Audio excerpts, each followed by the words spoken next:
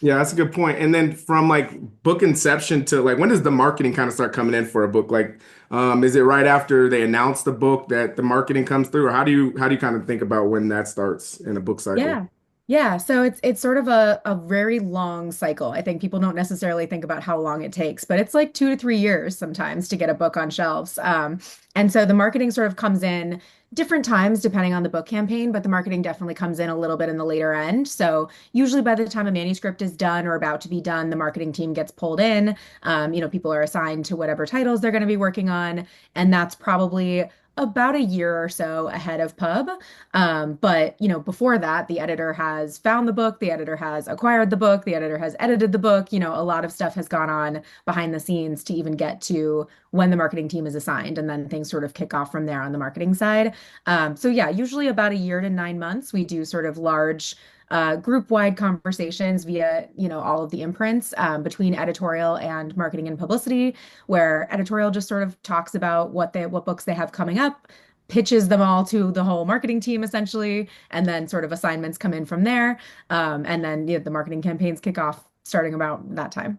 Awesome. And this is more of a broader question, but for those trying to land a job in the industry, what's kind of like, or at least in your opinion, what's like the best path or what skills should they develop in order to position themselves well to be in the publishing? Yeah. I mean, I think this is such a hard question because there are so many different ways Exactly. into the industry. I mean, again, I came from math textbooks and now I run social media. Like there's no through line there. Right. Um, I mean, I know so many people who have come from so many different kinds of backgrounds. I've worked with people with military backgrounds, with legal backgrounds, people who've come from teaching, people who've come from all over the place. So I really feel like the specific skills or specific degree that people are looking to sort of check their boxes off, in order to break in doesn't really exist. You can come in from anywhere. I think the biggest part, that the biggest skill that I think is the number one thing people are looking for, and this is more of a thing you figure out as you get into the interview process, I think, but collaboration, honestly, like Oh yeah. teamwork, being able to work with a large team.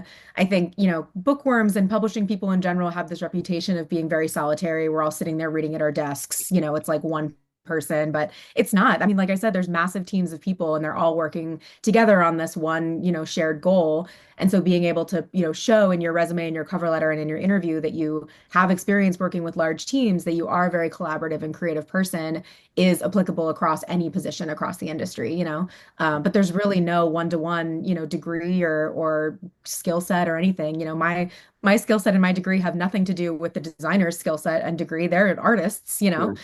So you can sort of come in from anywhere. That's the beauty of the industry is that there's so many options and so many things you can do to prepare yourself for specific roles.